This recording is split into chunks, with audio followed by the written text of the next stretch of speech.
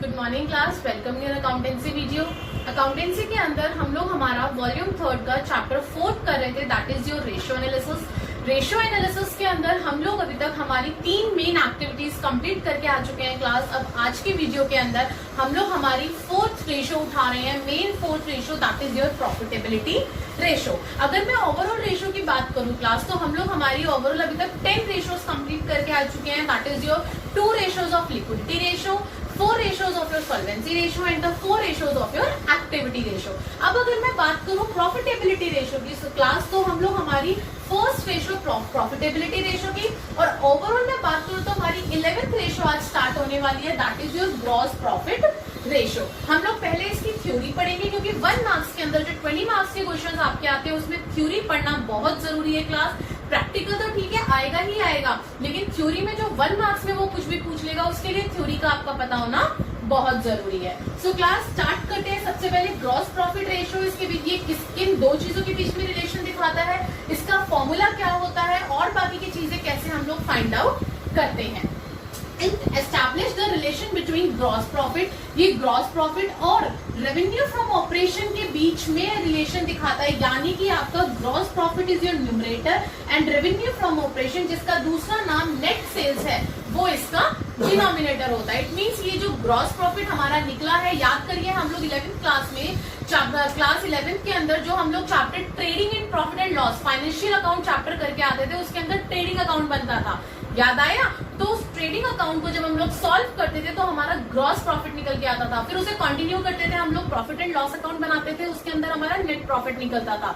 तो ये वही ग्रॉस प्रॉफिट है क्लास, टेंशन की बात नहीं है। जिस बच्चे को फॉर्मूला याद नहीं है वो अपना ट्रेडिंग अकाउंट से भी अपना ग्रॉस प्रॉफिट इजीली निकाल सकता है, अगर आपने 11th क्लास अच्छे से पढ़ी है तो।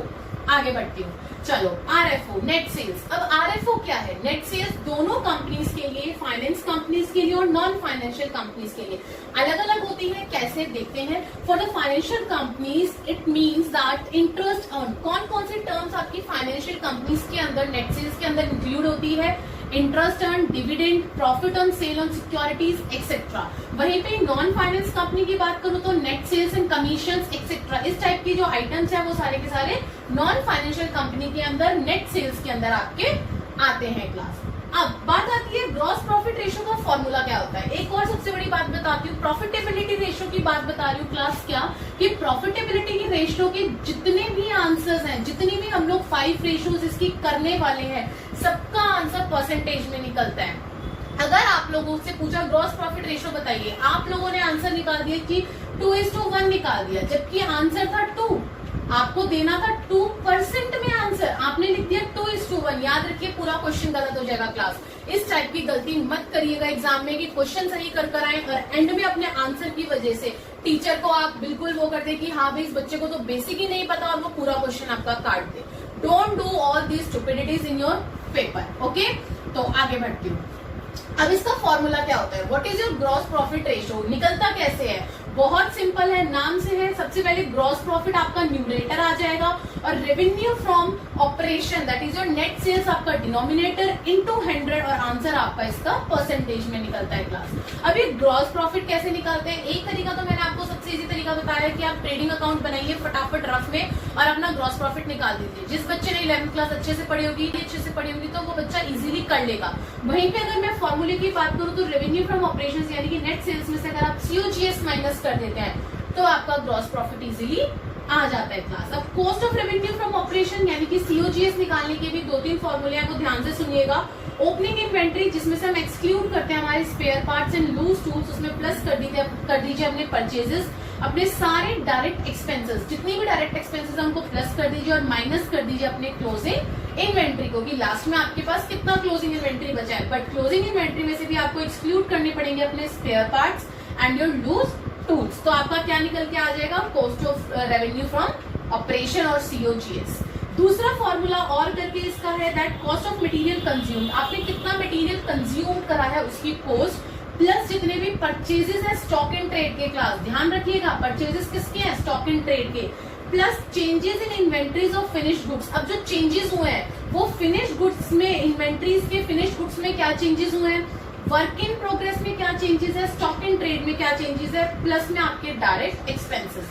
This is your formula number 2 जो आप लोगों को जज करना है अपने एग्जाम के टाइम पे क्वेश्चन देके कि कौन सा फॉर्मूला मुझे यहाँ पे अप्लाई करना है, वो आपको अपनी इंफॉर्मेशन से पता चलेगा।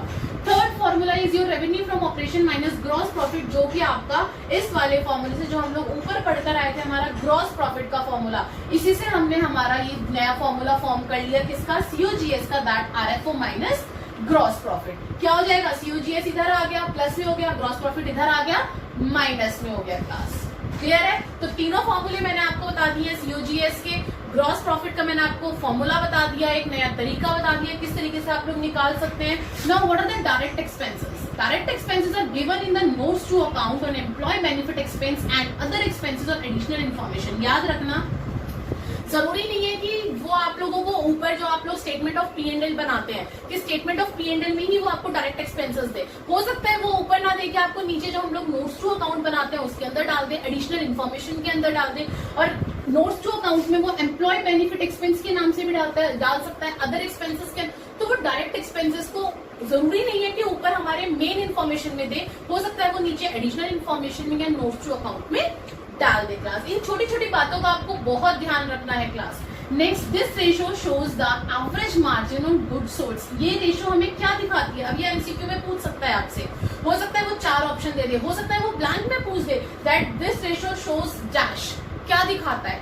This ratio shows the average margin on goods sold, की हमारी कितनी गुड्स बिकी है उसका वो एवरेज मार्जिन बताता है। Now reasons for increase in gross profit ratio, जो हमारी ग्रॉस प्रॉफिट रेशो है वो इंक्रीज कैसे होती है? हाउ, क्या रीजन है उसके इंक्रीज होने के? ध्यान से सुनना, 3 रीजन है। सबसे पहला, higher selling price with constant COGS। हमारी COGS कॉस्ट तो हमारी कांस्टेंट है, लेकिन जो सेलिंग प्राइस है वो हमारा बढ़ता जा रहा है, तो इससे आपकी ग्रॉस प्रॉफिट रेशियो इंक्रीज हो जाएगी। दूसरा क्या है, lowest cost on net sales और COGS with constant selling price, यानी कि इसका उल्टा, सेलिंग प्राइस कांस्टेंट हो गया और हमारा जो COGS या RFO जो है हमारा वो क्या हो गया, घट गया। तो उससे क्या होगा, आपकी जो ग्रॉस प्रॉफिट रेशियो है वो इंक्रीज हो जाएगी। Third, a combination of a four से 2 रीजंस, यानी कि जो हम ऊपर दोनों रीजंस अभी पढ़कर आए हैं, हो सकता है इन दोनों का कॉम्बिनेशन हो, तो उससे भी क्या होगा, आपकी जो ग्रॉस प्रॉफिट रेशियो है वो इंक्रीज हो जाएगी। क्लास अब डिक्रीज कब होगी? इट्स ऑब्वियस कि डिक्रीज इन तीनों के ऑपोजिट होने से वो डिक्रीज हो जाएगी हमारी ग्रॉस प्रॉफिट रेशियो। देखो, gross profit ratio will decrease if the above reasons यानी कि ये जो तीनों रीजंस हमने पढ़े हैं रिवर्स, अगर ये तीनों रीजंस रिवर्स हो जाए तो आपकी ग्रॉस प्रॉफिट रेशियो डिक्रीज हो जाएगी। आगे बढ़ती हूँ, ऑब्जेक्टिव और सिग्निफिकेंस क्या है, क्यों निकाल रहे हैं हम ये रेशियो? क्लास क्या जरूरत है निकालने की? सो ध्यान से सुनिएगा, to determine the efficiency with which production और purchases operations and selling operations are carried on, ताकि हमें ये पता चल सके कि हमारी जो प्रोडक्शन ऑपरेशंस है या जो परचेज ऑपरेशंस है, ये सब जो हम कर रहे हैं, जो हम सेलिंग ऑपरेशंस हम लोग फॉलो कर रहे हैं, जो सेलिंग ऑपरेशंस हम लोग कैरी ऑन कर रहे हैं, वो ठीक से हो रहा है या नहीं हो रहा, उसकी एफिशिएंसी लेवल क्या है। ऐसा तो नहीं उसका एफिशिएंसी लेवल बहुत घट रहा है या बहुत ज्यादा हम लोग बहुत ज्यादा लेवल में हम लोग सेलिंग कर रहे हैं, परचेज कर रहे हैं। तो हमारा एफिशिएंसी लेवल जानने के लिए करते हैं, gross profit ratio is liable guide for fixing selling prices and efficiency of trading activities. Gross profit ratio जो होती है ना क्लास, वो आपको बहुत अच्छे से गाइड करती है कि आपको अपना सेलिंग प्राइस कितना फिक्स करना है, और जो आपकी ट्रेडिंग एक्टिविटीज आप लोग कर रहे हैं, अपने बिजनेस से रिलेटेड जो भी एक्टिविटीज कर रहे हैं क्लास, उसका एफिशिएंसी लेवल क्या होना चाहिए। Higher the gross profit ratio, अगर आपकी ग्रॉस प्रॉफिट रेशियो हायर आती है, it means it is better, it leaves higher margin to meet operating expenses. तो उससे क्या होता है कि हमारे पास जो हमारा ऑपरेटिंग एक्सपेंसेस होते हैं ना, जो खर्चे होते हैं बिजनेस के, वो हम लोग इजीली मीट कर पाते हैं, उसमें हमें कोई दिक्कत नहीं आती है उन एक्सपेंसेस को बियर करने में। सो क्लास ये मैंने छोटी सी आपको थ्योरी बताई है ग्रॉस प्रॉफिट रेशियो की। आई होप कि थ्योरी आप लोगों ने पढ़ ली होगी, नोट डाउन कर ली होगी। क्यों? क्योंकि ये थ्योरी आपके 1 मार्क्स के लिए बहुत इंपॉर्टेंट है। अब बढ़ते हैं हम लोग हमारे TS ग्रेवाल के क्वेश्चंस की तरफ। Class yes class, question number 105 of your TS Grewal. Back questions करवाती हूँ, आप लोग बहुत अच्छे से जानते हैं, तो प्लीज अपना बैक क्वेश्चन में देखिए क्वेश्चन नंबर 105। जिसके पास बुक नहीं है वो बोर्ड पे देखिए, बोर्ड पे मैंने क्वेश्चन आप लोगों के लिए मेंशन करा है। So you have to compute gross profit ratio from the following information. Okay, अब आपको दे रखा है revenue from sales, that is your net sales दे रखी है 4 लाख, और ग्रॉस प्रॉफिट दे रखा है 25% ऑन कॉस्ट। अब देखो, एक तरफ तो आपको सेल्स दे दी, दूसरी तरफ उसने बोला 25% कॉस्ट पे है। सो क्लास, आई होप कि मैथ्स में आप लोगों ने ये चीज सीखी होगी, क्योंकि ये चीज हमें 9th-10th में सिखाई जाती है कि अगर कोई भी चीज 25% कॉस्ट पे है तो वो सेल्स के ऊपर कम हो जाती है, यानी कि 20% हो जाती है। ये चीज हमें सिखाई जाती है क्लास की अगर 1/5 अगर वो आपका 25% कॉस्ट जो अगर कॉस्ट के ऊपर वो 25% है तो वो आपकी सेल्स के ऊपर हमेशा कम होती है। अगर क्वेश्चन में मुझे गिवन होता कि 20% ऑन सेल्स क्लास, तो मैं क्या करती 25% ऑन कॉस्ट, अगर मुझे कॉस्ट से निकालनी होती तो इस चीज को याद रखना हमेशा। मैं आप दोबारा सिखा रही हूँ आप लोगों को कि अगर कोई भी चीज आपकी कॉस्ट के ऊपर दे रखी है तो सेल्स के ऊपर निकालने के लिए हम उसकी परसेंट को हमेशा कम कर देते हैं, 1% कम। जैसे कि मान लो ये 1/5 है आपका, करेक्ट। 100 बाय अगर मैं 25% निकालू क्लास, 25% का मतलब क्या है 25/100। अब इस 25/100 को करोगे तो क्या आ जाएगा 1/5 आ जाएगा। 5 × 25, 5 × 10 0, 5 × 4 20, 1/4। ठीक है, ये 1/4 आ गया मेरा, ठीक है। और 20% कितना आ जाएगा 20/100, ये कट गया 0, 2 5 है, यानी कि 1/5। तो इस चीज को याद रखना कि अगर 1/4 कॉस्ट पे है तो सेल्स के ऊपर कितना हो जाएगा 1/5 हो जाएगा सेल्स के ऊपर, यानी कि परसेंट में कम हो जाएगा और रेशियो आपकी यहाँ से इंक्रीज हो गई। चलो आगे बढ़ती हूँ। अब ग्रॉस प्रॉफिट दे रखा है 25% कॉस्ट पे है, लेकिन हमें उसने एग्जाम में अपने क्वेश्चन में उसने सेल्स दे रखी है, तो 20% ऑन सेल्स हो गई आपकी, क्योंकि जो चीज 25% कॉस्ट पे है वो 20% ऑन सेल्स हो गई आप लोगों की। ओके, तो सेल्स के ऊपर 20% निकालना है, यानी कि सेल्स में को 4 लाख दे रखी है, इंटू 20% को मैं 20/100 लिख लिया, मैंने इसको काटा तो मेरा आंसर आ गया 80,000, यानी कि ग्रॉस प्रॉफिट आ गया 80,000। सेल्स मुझे उसने 4 लाख दे ही रखी है। फॉर्मूला क्या होता है ग्रॉस प्रॉफिट अपॉन में नेट सेल्स इंटू 100। अब ग्रॉस प्रॉफिट कितना है 80,000 निकल गया, नेट सेल्स मुझे क्वेश्चन में गिवन थी 4 लाख इंटू 100, मेरा आंसर आ गया 20%। इस तरीके से क्वेश्चन आता है क्लास। अगले क्वेश्चन पे पढ़ती हूँ, क्वेश्चन नंबर 107। क्वेश्चन नंबर 107 आप लोगों का टीएस ग्रेवाल का class. From the following information you have to calculate the gross profit ratio. Okay, information क्या क्या है, क्रेडिट सेल्स दे रखी है, परचेजेस दे रखी है, कैरेज इनवर्ड दे रखा है, डिक्रीज इन इन्वेंट्री। क्लास आपके फिर वही लैंग्वेज आ गई यहाँ पे, डिक्रीज इन इन्वेंट्री, यानी कि इधर आ जाओ सोल्यूशन में देखो, डिक्रीज इन इन्वेंट्री का मतलब है opening inventory minus closing inventory, यानी कि जितनी आपकी स्टार्टिंग में इन्वेंट्री थी उसमें से अपनी क्लोजिंग माइनस कर दो तो आपकी 10,000 आई है। कितनी कम हो गई आपकी इन्वेंट्री, क्लियर है। तो 10,000 मेरी कम हो गई। आगे रिटर्न आउटवर्ड दे रखा है 10,000, that is your purchase return. Wages दे रखे हैं क्लास मुझे 54,000। Rate of credit sales to cash sales, अब देखो यहाँ पे भी उसने credit sales to cash sales का रेशो दे रखा है, यानी कि मैं बात करूं मेरी क्रेडिट सेल्स ऊपर है और कैश सेल्स नीचे है, और इसका रेशो है 4/1। इसका रेशो क्या है 4/1 है, ठीक है। आगे बताऊंगी इसका क्या यूज है यहाँ पे। अब मुझे क्वेश्चन सॉल्व करना है, मुझे निकालना है ग्रॉस प्रॉफिट रेशो, जिसमें से मैंने आपको पहला लैंग्वेज का मतलब बता दिया, डिक्रीज इन इन्वेंट्री का मतलब है opening minus closing, that is your 10,000, ठीक है। इधर मुझे क्रेडिट सेल्स और कैश सेल्स की रेशो दे रखी थी। अब क्लास देखो, आप लोगों को समझाने के लिए मैंने यहाँ पे ट्रेडिंग अकाउंट बनाया है। फॉर्मूले से तो कोई भी कर लेगा, ट्रेडिंग अकाउंट से हम लोग कैसे सॉल्व करेंगे ध्यान देना।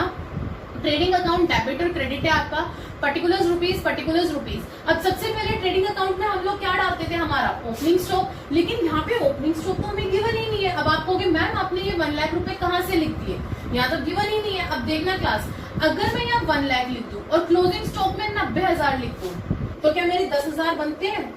यहाँ पे आपको यही उसने मेन चीज दी है कि आपको यहाँ पे ओपनिंग और क्लोजिंग स्टॉक को खुद एज्यूम करना है क्लास। हो सकता है यहाँ पे मान लो मैं 50,000 लिख देती हूँ या 40,000 लिख देती हूँ, तब भी मेरा 10,000 बचेगा। या 30,000 लिखती हूँ ओपनिंग स्टॉक में, क्लोजिंग में मैं 20,000 लिखती हूँ, तो इट इज एज्यूम्ड अमाउंट। आप इसे कुछ भी ले सकते हैं। मैंने इसे 1 लाख और 90,000 ले लिया, क्लियर है। डिफरेंस तो मेरा तब भी 10,000 ही आया ना।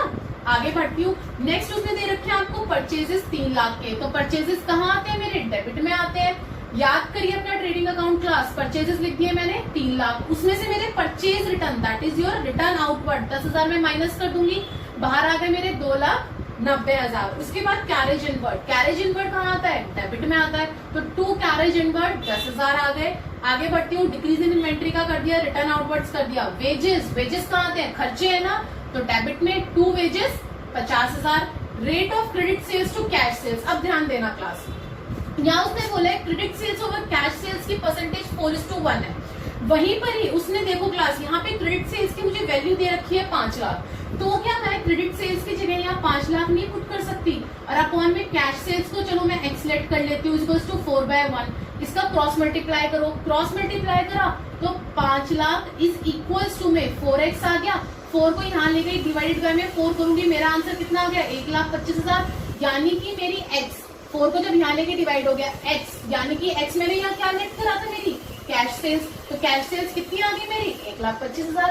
लिख दो यहाँ पे क्रेडिट सेल्स आपकी 5 लाख है, कैश सेल्स मेरी 1,25,000 है, दोनों को ऐड करा तो मेरी सेल्स कितनी आ गई 6,25,000।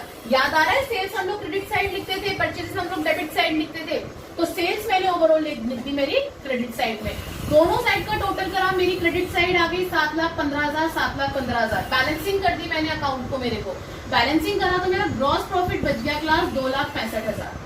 हो गया क्वेश्चन सॉल्व। कैसे?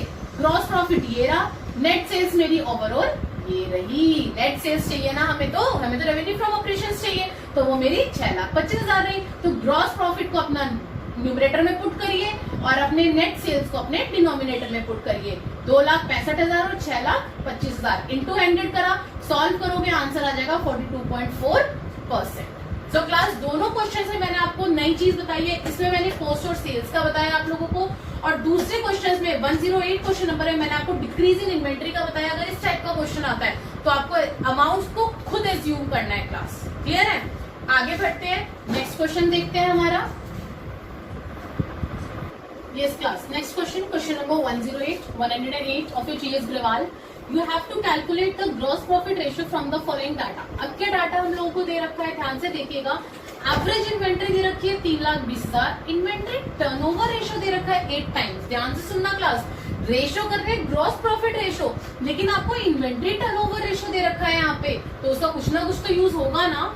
एवरेज ट्रेड रिसीवेबल दे रखी है 4 lakh, trade receivable turnover ratio दे रखी है 6 टाइम्स, कैश सेल्स दे रखी है 25% और नेट सेल्स इस बार सेल्स पर ही है, तो हमें कुछ भी इसको कम ज्यादा करने की जरूरत नहीं है। अब ध्यान दो क्लास, हम लोगों को सबसे पहले हमारे उसमें क्या चाहिए होता है, ग्रॉस प्रॉफिट रेशो के लिए हमें ग्रॉस प्रॉफिट चाहिए, अपॉन में नेट सेल्स चाहिए, और इनटू में 100 तो है ही है आपका। तो ग्रॉस प्रॉफिट निकालने के लिए फॉर्मूला क्या होता है, revenue from operation minus COGS. अब आपके पास इस क्वेश्चन में ना तो क्लास रेवेन्यू फ्रॉम ऑपरेशन, ना आपके पास कॉस्ट ऑफ गुड्स सोल्ड, अब क्या करोगे? तो उसी के लिए आप लोगों को इन्होंने ट्रेड रिसीवेबल टर्नओवर रेशो और इन्वेंट्री टर्नओवर रेशो दे रखी है क्लास, ध्यान देना। अब देखो इन्वेंट्री टर्नओवर रेशो का फॉर्मूला क्या होता है, cost of goods sold upon में एवरेज इन्वेंट्री। अब मुझे इन्वेंट्री टर्नओवर रेशो दे रखी है यहाँ पे 8 टाइम्स, सीओजीएस मुझे निकालना है, और एवरेज इन्वेंट्री कितनी दे रखी है 3,20,000।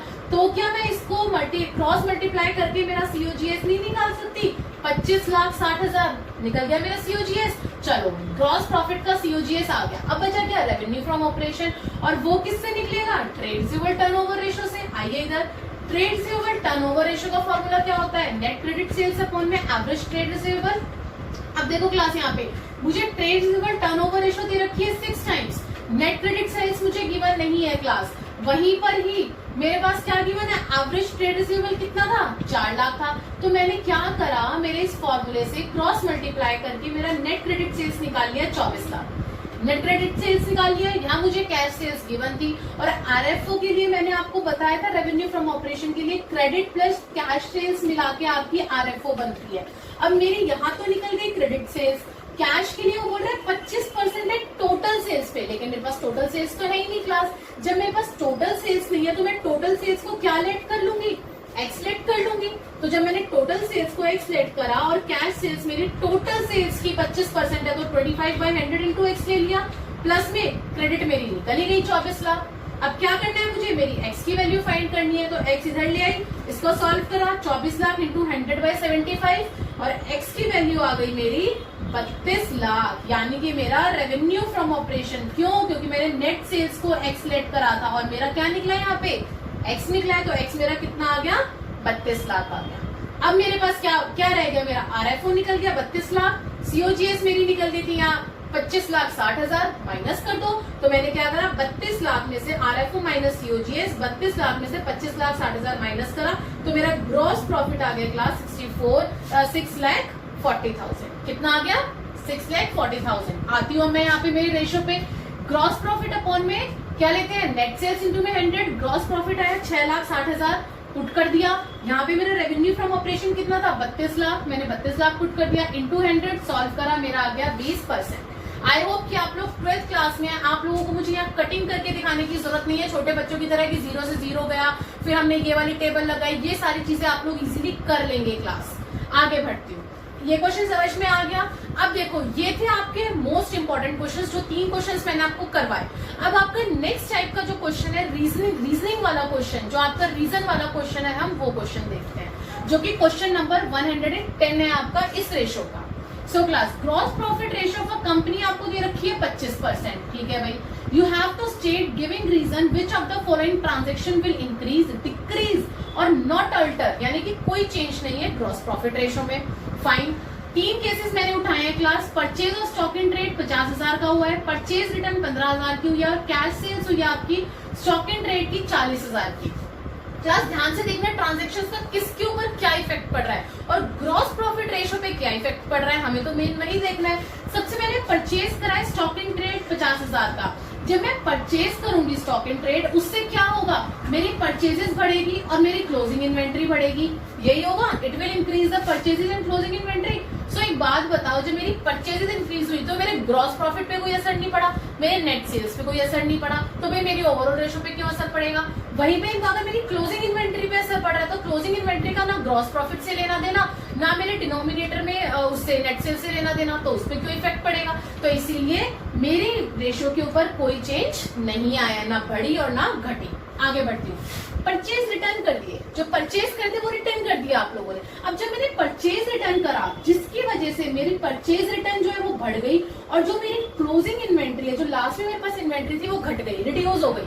अब एक बात बताओ, परचेज रिटर्न और क्लोजिंग इन्वेंट्री का ना मेरे ग्रॉस प्रॉफिट से लेना देना, ना मेरे डिनोमिनेटर नेट सेल से लेना देना, तो मेरी रेशियो पे कोई इफेक्ट पड़ेगा नहीं पड़ा, तो लिख दीजिए नो चेंज, खत्म बात।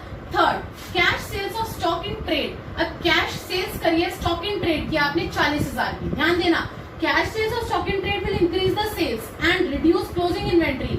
सेल्स बढ़ गई लेकिन मेरी क्लोजिंग इन्वेंट्री घट गई, so there is no change in the gross profit and gross profit ratio as the inventory is sold at cost price.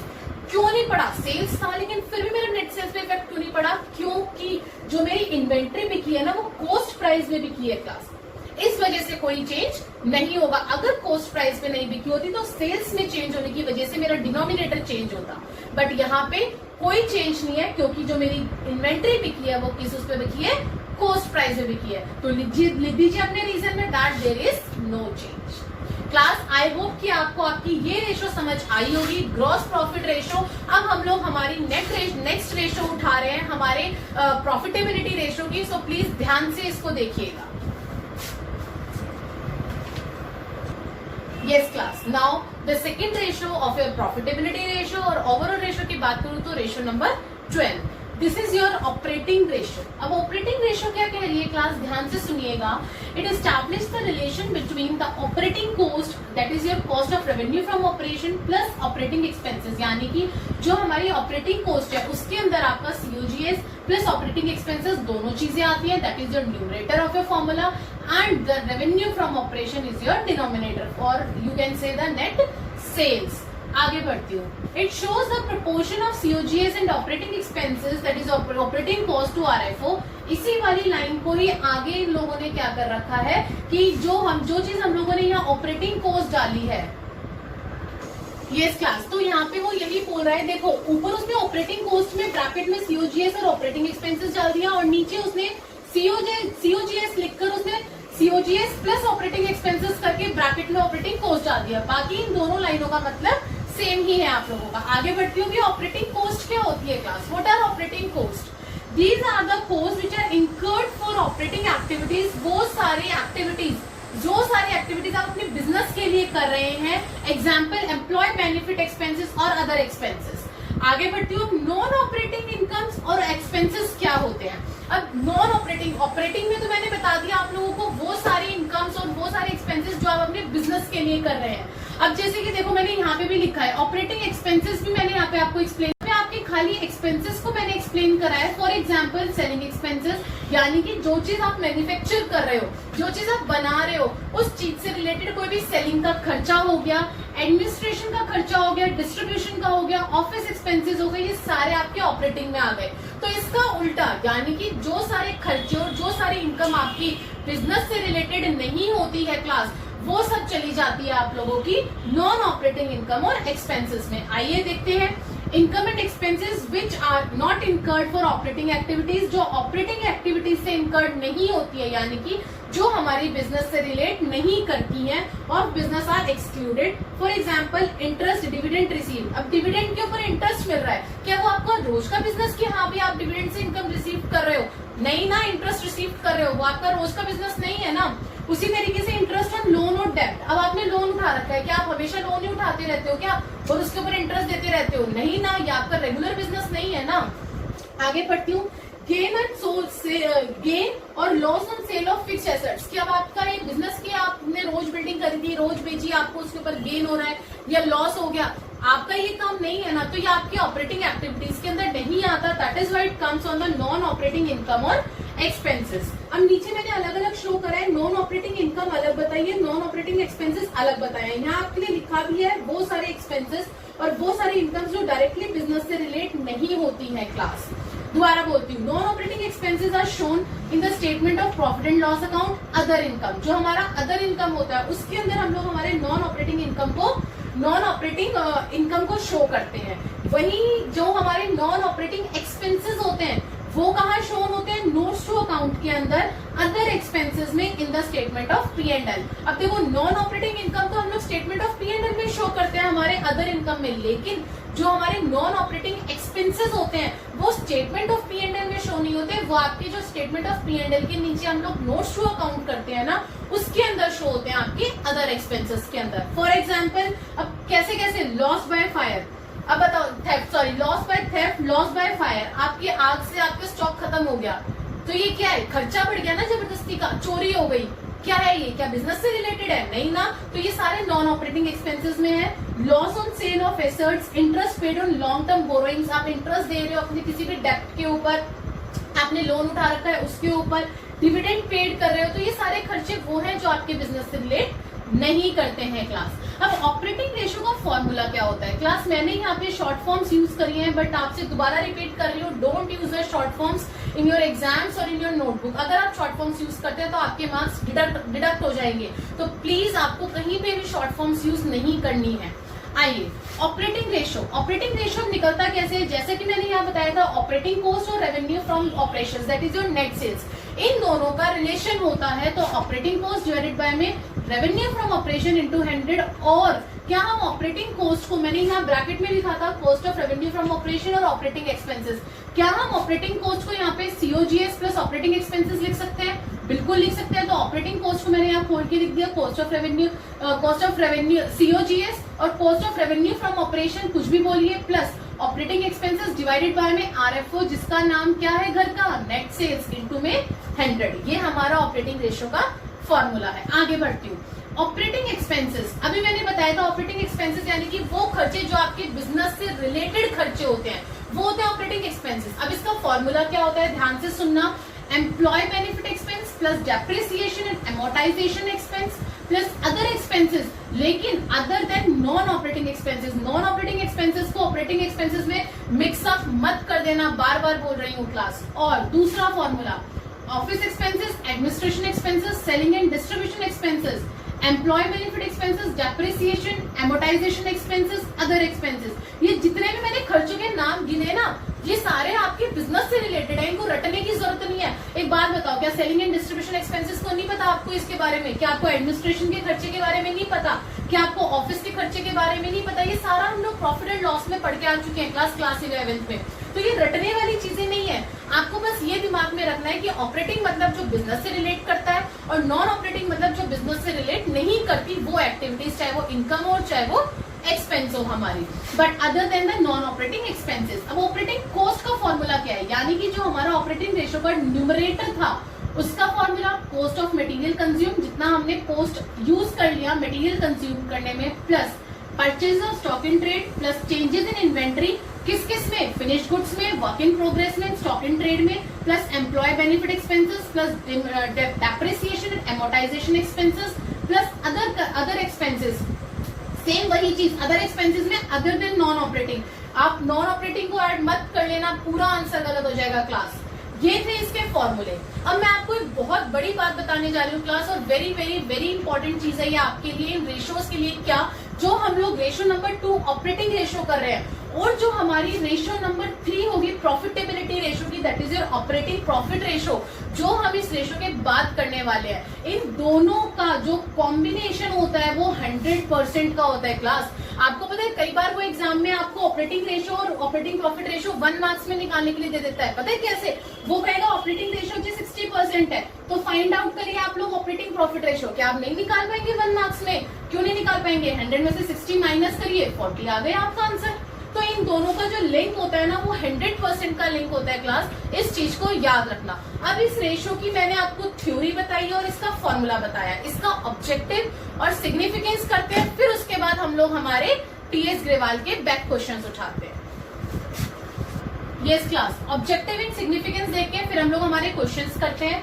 Objective क्या है? जो हम लोग ऑपरेटिंग रेशियो पढ़ रहे हैं, क्यों पढ़ रहे हैं, क्या जरूरत है, ध्यान दीजिएगा। It is to assess the operational efficiency of business. हमें हमारी ऑपरेशनल एफिशिएंसी पता चलती है क्लास इससे कि हमारी बिजनेस की क्या एफिशिएंसी है, कितना हम लोग ऑपरेशन कर सकते हैं, कितनी हम लोग प्रोडक्शन कर सकते हैं। Then shows % of revenue from operation that is absorbed by the COGS and operating expenses। यानी कि वो ये बोल रहा है COGS और ऑपरेटिंग एक्सपेंसेस ये परसेंटेज शो करता है कि जो हमारी नेट सेल्स है उसमें से हम लोगों ने कितना हमारा बेचा, कितना हमारे पास से गया सामान, उसकी परसेंटेज शो करता है।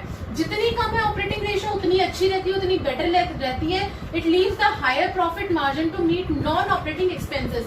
यानी कि जितनी ज्यादा आपकी लोअर रहेगी ये रेशियो, जितनी कम आएगी क्लास, उतनी हम लोगों के लिए उतना हमारा प्रॉफिट मार्जिन बढ़ता चला जाता है, और हम लोग हमारे नॉन ऑपरेटिंग एक्सपेंसेस जो है उसको हम लोग बियर कर सकते हैं, और हम लोग अपने डिविडेंड तक पे कर सकते हैं। लेकिन अगर हमारी जो ये परसेंटेज है वो ज्यादा आ गई, राइज हो गई, बढ़ गई, उस केस में ऑपरेटिंग रेशियो जो है हमारी, इसका मतलब एफिशिएंसी कम है, हम लोग अच्छे से सेल्स नहीं कर पा रहे हैं, हम लोग अच्छे से हमारा सीओजीएस ढंग से नहीं कर पा रहे हैं क्लास, हमारी जो एफिशिएंसी लेवल है वो बहुत कम है। क्लियर है? इस वजह से हम लोग हमारी ऑपरेटिंग रेशियो निकालते हैं। आगे बढ़ती हूँ। अब मैंने क्वेश्चन उठाया, question number 111, that is your 111 आपका टीएस ग्रेवाल का बैक क्वेश्चन। ध्यान से सुनिएगा। सीओजीएस दे रखा है 3 लाख, ऑपरेटिंग एक्सपेंसेस दे रखे हैं 1,20,000, रेवेन्यू फ्रॉम ऑपरेशन में कैश सेल्स तो दे रखी है 5,20,000, लेकिन उसमें रिटर्न भी कर दिया 20,000 का क्लास। रेवेन्यू फ्रॉम ऑपरेशन है, कैश सेल्स हमारी 5,20,000 है, लेकिन रिटर्न कर दिया, तो हमारी रेवेन्यू फ्रॉम ऑपरेशन कितनी हो गई? जब 5,20,000 में से मैंने 20,000 रिटर्न कर दिए तो 5 लाख हो गई मेरी, 5 लाख बची ना, तो सारी चीजें तो गिवन है, फॉर्मूले में पुट कर दो। Operating ratio is equals to operating cost into divided by में नेट सेल्स, और you can say revenue from operation into 100।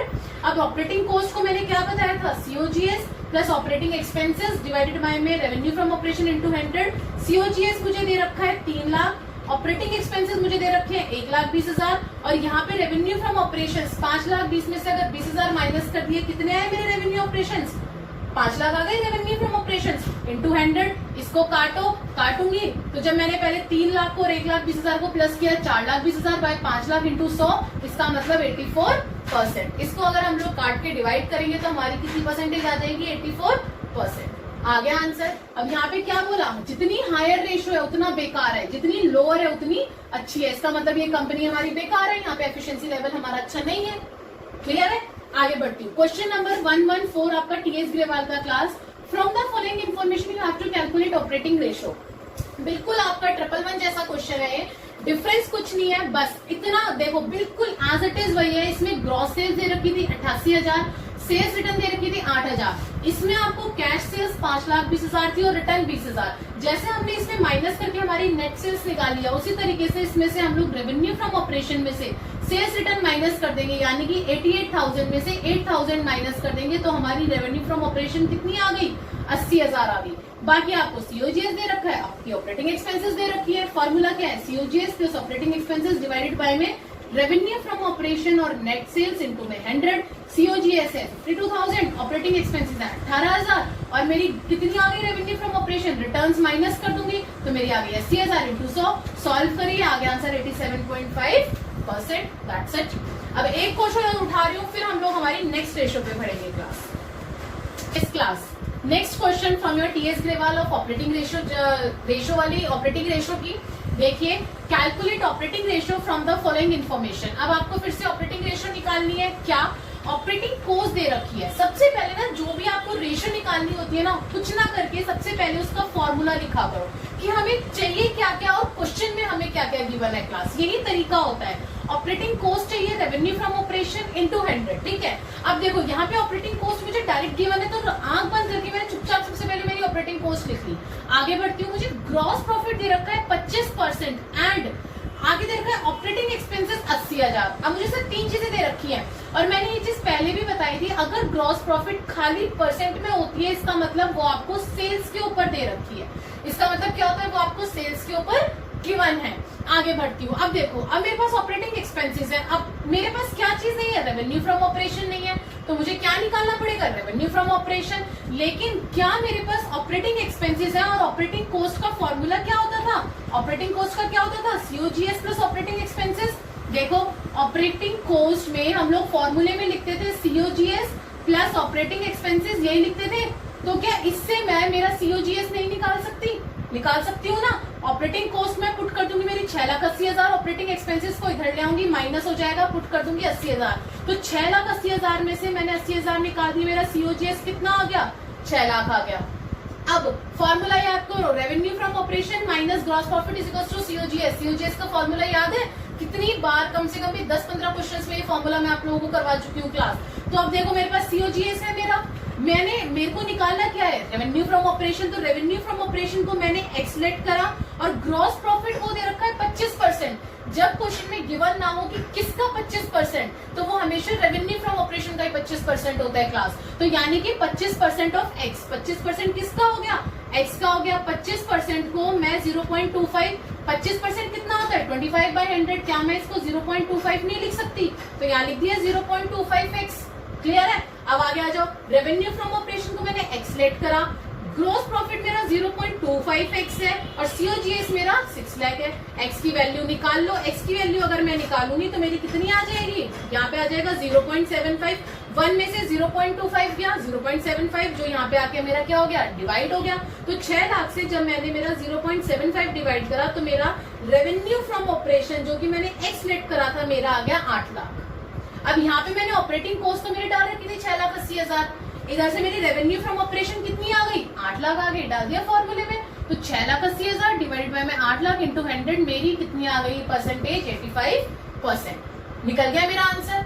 So class, आपकी बुक में इससे ज्यादा और क्वेश्चंस 2-3 और हैं, वो आपकी प्रैक्टिस के लिए छोड़े हैं मैंने, उनको जरूर करना। सिमिलर क्वेश्चंस हैं। अब हम लोग हमारी आगे नेक्स्ट रेशो की तरफ बढ़ते हैं, प्रॉफिटेबिलिटी की थर्ड रेशो और overall 13th ratio, that is your operating profit ratio.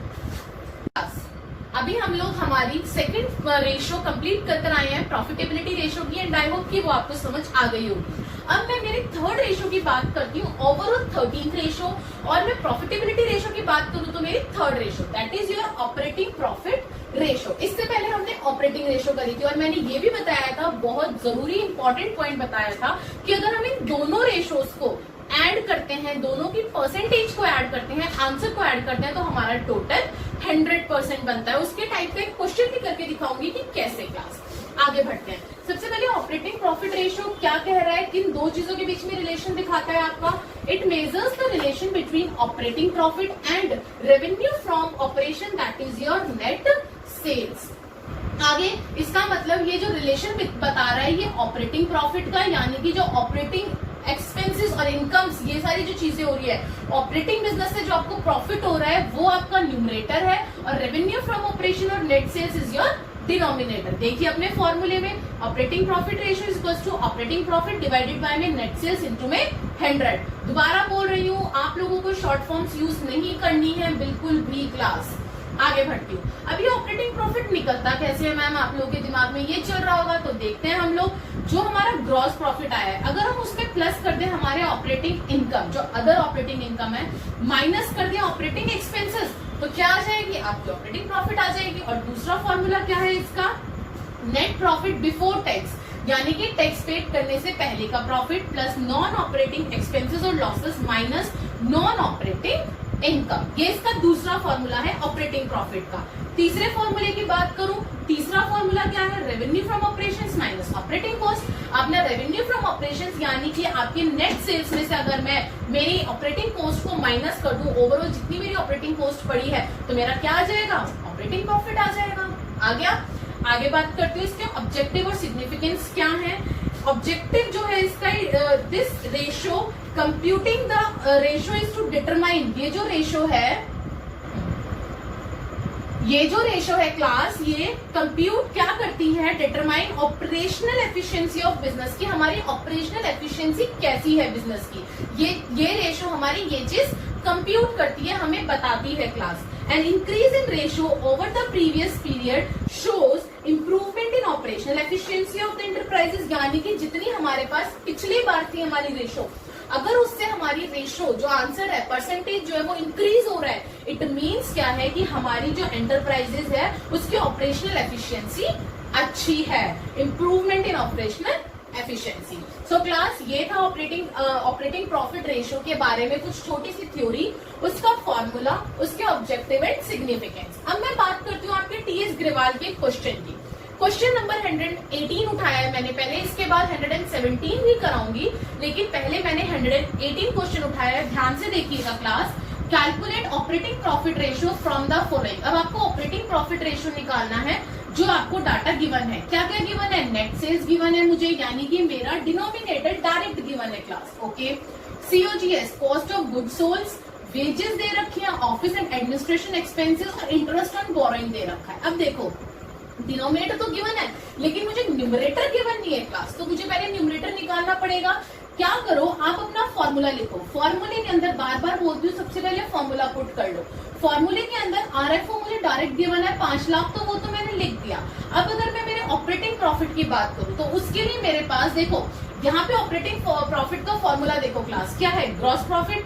Net profit यहाँ पे नहीं है, मेरे को यहाँ पे ग्रॉस प्रॉफिट वाला फॉर्मूला लगाना पड़ेगा, क्योंकि मेरे पास ऑपरेटिंग इनकम भी है और ऑपरेटिंग एक्सपेंसेस भी है। तो मैं क्या करूंगी, gross profit plus other operating income minus other operating expenses वाला फॉर्मूला लगाऊंगी, जिसके लिए मेरे को ग्रॉस प्रॉफिट की नीड है। तो ग्रॉस प्रॉफिट के लिए मैं मेरा ग्रॉस प्रॉफिट वाला फॉर्मूला जो आज तक हम लोग लगाते आए हैं वही लगाऊंगी। Gross profit is equals to revenue from operation minus COGS. Revenue from operation कितना है, 5 लाख है, और सीओजीएस कितना मेरा 2 लाख है, तो यानी कि आपका कितना आ गया ग्रॉस प्रॉफिट, 3 लाख। अब अपनी ऑपरेटिंग प्रॉफिट निकाल दीजिए। ऑपरेटिंग प्रॉफिट कैसे निकलेगी, ग्रॉस प्रॉफिट, फॉर्मूला देखिए, ग्रॉस प्रॉफिट 3 लाख है, plus other operating income, plus other operating income कितनी है, मुझे यहाँ ऑपरेटिंग इनकम कहीं दे रखी है, देखो इंटरेस्ट दे रखा है, इंटरेस्ट तो आएगा ही नहीं क्लास कहीं पे भी। ऑफिस एंड एडमिनिस्ट्रेशन एक्सपेंसेस है, खर्चे हैं, इनकम नहीं है। वेजेस क्या है, खर्चे हैं, इनकम नहीं है। लेकिन वेजेस क्या है आपके डायरेक्ट, तो वो यहाँ आ ही नहीं सकते, ऑपरेटिंग में तो वो आएंगे ही नहीं। ठीक है, आगे बात करती हूँ, बाकी नेट सेल्स और सीओजीएस में लगाई चुकी, तो इसका मतलब मुझे अदर ऑपरेटिंग इनकम नहीं दे रखी, तो 0 पुट कर दीजिए। Minus operating expenses, operating expenses मुझे कितने दे रखे हैं class, office and administration expenses 50,000, तो ये 50,000 में मेरे फॉर्मूले में पुट कर दूंगी। अब 3 लाख में से 50,000 गए, तो मेरा कितना आ गया क्लास ऑपरेटिंग प्रॉफिट, 2.5 लाख आ गया, तो 2,50,000 अपने ऑपरेटिंग प्रॉफिट की जगह पे पुट कर दीजिए। 2,50,000 मुझे ऑपरेटिंग प्रॉफिट दे रखा है, रेवेन्यू फ्रॉम ऑपरेशंस मुझे 5 लाख दे रखे हैं, और इंटू 100 आपके फॉर्मूले में आता है। सॉल्व करिए, काटेंगे तो आपका आंसर कितना आ जाएगा, 50%। देखा कितना इजी है, सिर्फ 2 फॉर्मूले के बेस पे आपका आंसर आ गया। अगर आपको ये पता है कि मेरे को ऑपरेटिंग प्रॉफिट का फर्स्ट वाला फॉर्मूला लगाना है, क्योंकि यहाँ पे मेरे को ऑपरेटिंग एक्सपेंसेस गिवन है, अगर आपको ये माइंड में है तो आप ग्रॉस प्रॉफिट फटाफट से निकाल लोगे आरएफ और सीओजीएस से, और ग्रॉस प्रॉफिट निकालते के साथ ही अपना ऑपरेटिंग प्रॉफिट निकालोगे, और ऑपरेटिंग प्रॉफिट से अपना ऑपरेटिंग प्रॉफिट रेशियो निकाल लोगे। अब आगे के क्वेश्चंस देखते हैं।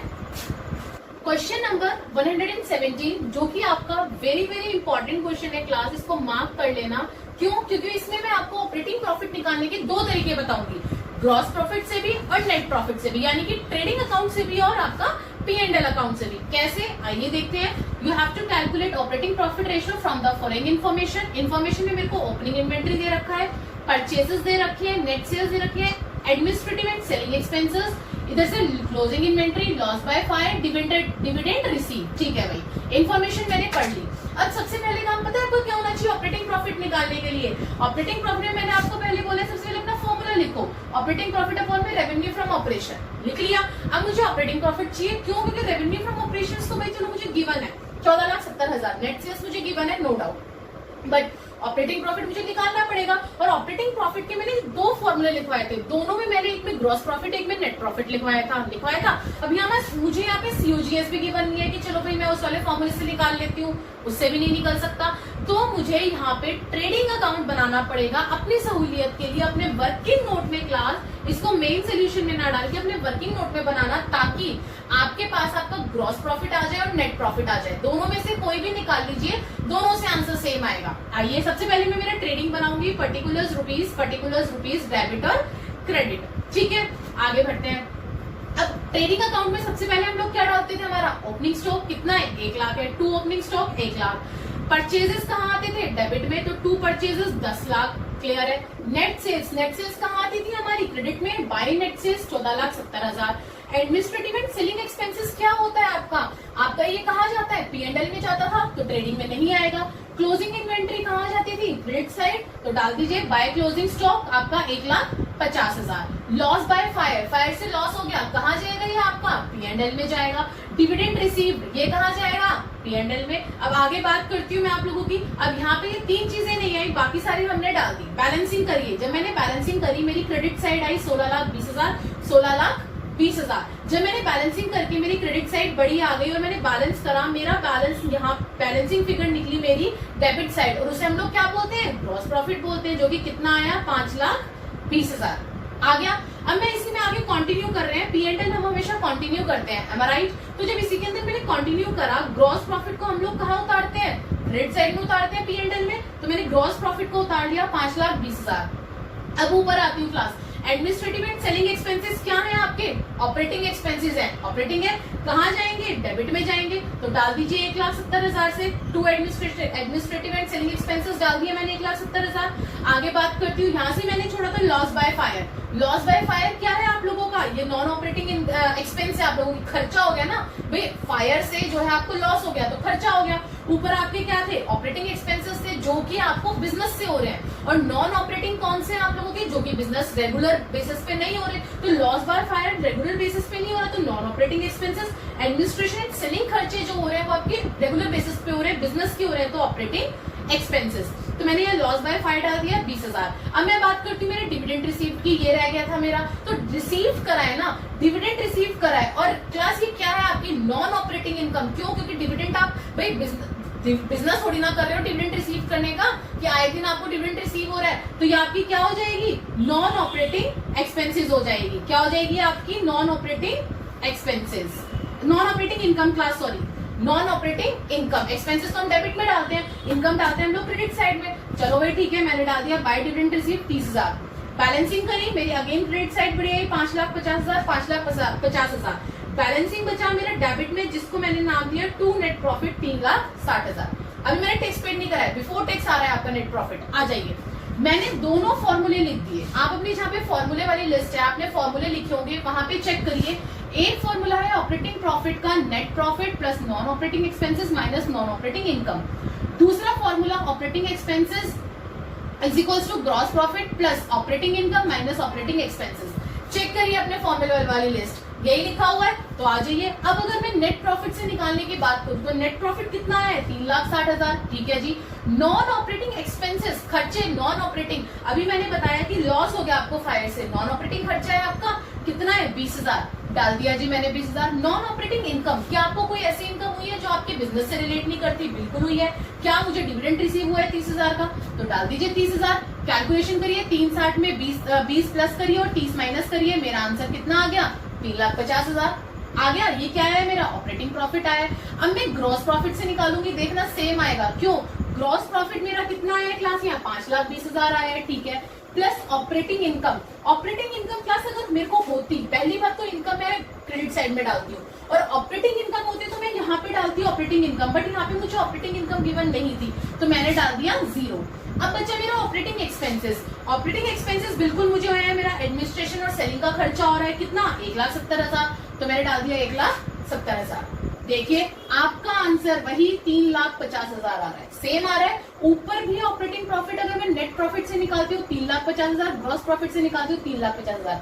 यानी कि आपके पास ऑप्शन है और का क्लास, या तो आप फॉर्मूले नंबर 1 से निकालिए या फॉर्मूले नंबर 2 से निकालिए, it's up to you. Clear है? अब पुट कर दीजिए अपने फॉर्मूले में, operating profit ratio equals to operating profit upon में नेट सेल्स इनटू में 100। रेवेन्यू फ्रॉम ऑपरेशन को नेट सेल्स बोलते हैं क्लास, कहीं बोलो मैम लिखा तो रेवेन्यू फ्रॉम ऑपरेशन, आप बोल नेट सेल्स रहे हो, तो यहाँ पुट कर दीजिए ऑपरेटिंग प्रॉफिट कितना आया मेरा 3,50,000, और नेट सेल्स यानी कि रेवेन्यू फ्रॉम ऑपरेशन मुझे कितनी दे रखी है 14,70,000, डाल दीजिए इंटू 100 माइनस काट के आपका आंसर आ जाएगा 23.80%। क्लियर है? बहुत इंपॉर्टेंट क्वेश्चन है, इसे मैंने दोनों फॉर्मूले से आपको ऑपरेटिंग प्रॉफिट निकालना सिखाया है, तो ध्यान से समझिएगा इसे। आगे बढ़ती हूँ, मैं बार बार कह रही हूँ कि आपके बुक का ही क्वेश्चन है क्लास, मैं आपको करवा दूंगी कि हाँ भाई किस तरीके से मेरी ऑपरेटिंग रेशो और ऑपरेटिंग प्रॉफिट रेशो इन दोनों को मिला के मेरा 100% बनता है। कैसे बनता है ये चीज देखते हैं अब हम लोग क्लास। आइए, what will be the operating profit ratio if, operating profit ratio पूछ रहे हैं क्लास वो, इफ ऑपरेटिंग प्रॉफिट आपको दे रखा है 82.59%। ध्यान देना क्लास, 82.9%। फॉर्मूला क्या है, operating ratio plus operating profit ratio is equals to 100%। मैंने क्या करा है, यहाँ पे खाली ऑपरेटिंग प्रॉफिट रेशियो को छोड़ दिया क्योंकि मुझे ये निकालना है। ऑपरेटिंग रेशियो को मैं इधर ले आई, कहाँ, लेफ्ट हैंड साइड में, तो 100% माइनस ऑपरेटिंग रेशियो मेरी। अब 100% में से मैंने माइनस कर दिया 82.59%, ये दे रखी थी मुझे operating profit, operating ratio, sorry operating ratio मुझे यही दे रखी थी 82.59% दे रखी थी क्लास। अब इसको क्या करो, 100 में से माइनस कर दो तो मेरी परसेंट आ जाएगी ऑपरेटिंग प्रॉफिट रेशियो कितनी आ गई 17.41%। अब बताओ इसमें क्या था, ये क्वेश्चन आपका 1 मार्क्स में आ सकता है क्लास, नो डाउट पूछा जा सकता है, और ये 1 मिनट का भी क्वेश्चन नहीं है, 30 सेकंड का क्वेश्चन है ये, सिर्फ आपको 100 में से दूसरे वाली परसेंट को माइनस करना है। अब एक लास्ट क्वेश्चन और देखते हुए इस रेशियो का जो इंपॉर्टेंट है आपके टीएस ग्रेवाल से। Yes class. Now question number 121 from your TS Grewal. Back question देखते हैं क्या कह रहा है। रेवेन्यू फ्रॉम ऑपरेशन दे रखा है मुझे 9 लाख, ठीक है। ग्रॉस प्रॉफिट 25% और कॉस्ट है क्लास। अगेन आपका कॉस्ट के ऊपर उसने 25% बोला है क्लास। ऑपरेटिंग एक्सपेंसेस 45,000 है। You have to calculate the operating profit ratio. सबसे पहला step you have to write the formula. आपको ऑपरेटिंग प्रॉफिट चाहिए, revenue from operation that is your net sales चाहिए मुझे, और इनटू में मुझे चाहिए 100, ठीक है।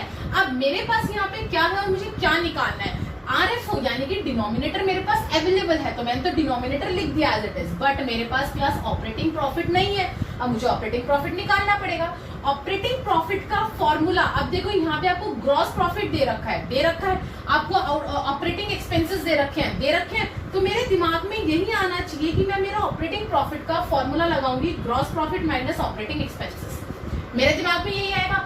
बट मेरे पास ग्रॉस प्रॉफिट नहीं है, मुझे ग्रॉस प्रॉफिट निकालना है। ग्रॉस प्रॉफिट मेरा कैसे निकलेगा class, revenue from operation minus COGS से। अब मेरे पास रेवेन्यू फ्रॉम ऑपरेशन तो है लेकिन सीओजीएस नहीं है। अरे बाप रे, ये क्या हो रहा है, एक स्टेप आगे बढ़ते जा रहे हैं बट हमारे पास सामान ही नहीं है। कोई बात नहीं, आप अपना सीओजीएस निकाल लीजिए रेवेन्यू फ्रॉम ऑपरेशन, और इससे ग्रॉस प्रॉफिट से निकल जाएगा आराम से। आपको बोला है रेवेन्यू फ्रॉम ऑपरेशन तो मेरे को दे रखा है, मैंने पुट कर दिया, बट कॉस्ट के ऊपर 25% है ग्रॉस प्रॉफिट, यानी कि जो मेरी सीओजीएस है क्लास उसके ऊपर मेरा 25% है क्या, ग्रॉस प्रॉफिट। क्या है, ग्रॉस प्रॉफिट। तो जब मेरा सीओजीएस के ऊपर 25% है तो सीओजीएस को मैं एक्स क्यों नहीं लेट कर सकती क्लास, इसको मैंने एक्स लेट कर लिया और ग्रॉस प्रॉफिट को 25% ऑफ एक्स ले लिया। पुट कर दीजिए, सीओजीएस को मैंने एक्स लिया, ग्रॉस प्रॉफिट हो गया मेरा 25% एक्स का, यानी कि सीओजीएस का आपके कॉस्ट का। आगे बढ़ती हूँ, एक्स यहीं पे रह गया। अब इसको मैंने यहाँ पे ले जाके सॉर्ट आउट करा और एक्स को यहीं छोड़ दिया, तो मेरी calculation I class 9 lakh into 100 बटे में 125। लास्ट कैलकुलेशन ये आई, और यहाँ पे मैंने इसको काट के इंटू डिवाइड करा तो मेरा आया 7,20,000, यानी कि मेरी x that is your COGS मेरी आ गई 7,20,000। अब मैं मेरे इस वाले फॉर्मूले में पुट कर दूंगी ग्रॉस प्रॉफिट निकालने के लिए। रेवेन्यू फ्रॉम ऑपरेशन कितना है क्लास मेरा 9 लाख, मेरा सीओजीएस कितना आया 7,20,000, तो माइनस कर दीजिए 9 लाख में से 7,20,000 कितना आया 1,00,000 80,000। अब मेरे पास ग्रॉस प्रॉफिट आ गया तो मैं मेरा ऑपरेटिंग प्रॉफिट निकाल लूंगी क्लास। कैसे? ग्रॉस प्रॉफिट 1,80,000, ऑपरेटिंग एक्सपेंसेस मुझे दे रखे हैं क्लास 45,000 माइनस ऑपरेटिंग एक्सपेंसेस कर दीजिए, तो मेरा आंसर आ गया 1,35,000। कितना आ गया? 1,35,000 आ गया मेरा आंसर। पुट कर दीजिए इसको अपने फॉर्मूले में। 1,35,000 को मेरा आ गया, न्यूमरेटर आ गया ऑपरेटिंग प्रॉफिट 1,35,000, नेट सेल्स मुझे गिवन थी 9 लाख इंटू 100, सॉल्व करके आ गया आपका 15%। सो क्लास आज की वीडियो में मैं इतना ही लूंगी। प्रॉफिटेबिलिटी की हम लोगों ने 3 रेशोज करी है क्लास, जो कि आप लोगों को आई होप कि अच्छे से समझ में आ गई होगी। अब ग्रॉस प्रॉफिट रेशो पहली रेशो करी, उसके बाद हमने ऑपरेटिंग रेशो करी, उसके बाद ऑपरेटिंग प्रॉफिट रेशो करी, जिसमें से मैंने बताया सेकेंड रेशो और थर्ड रेशो, आपकी ऑपरेटिंग रेशो और आपकी ऑपरेटिंग प्रॉफिट रेशो के बीच में एक लिंक होता है। क्या होता है कि आपका वो 100% होता है उन दोनों का टोटल। तो इस चीज को याद रखना, ये वो 1 मार्क्स में आपका एग्जामिनर आपसे पूछ सकता है। सो क्लास आई होप कि आज की वीडियो में आपको कोई डाउट नहीं होगा। अगर इन केस डाउट है तो please right in the comment box कि मैम हमें इस चीज में डाउट है, मैं आपके डाउट्स कंफर्म क्लियर करूंगी जो भी आप लोगों को डाउट होगा। And class please like share and subscribe the channel, ताकि अब जो अगली वीडियो में हम लोग हमारी प्रॉफिटेबिलिटी की 4th रेशो उठाने वाले हैं, और ओवरऑल बात करूं तो हमारी 14th रेशो हम लोग जो उठाने वाले हैं वो आप तक इजीली पहुंच सके। Thank you class.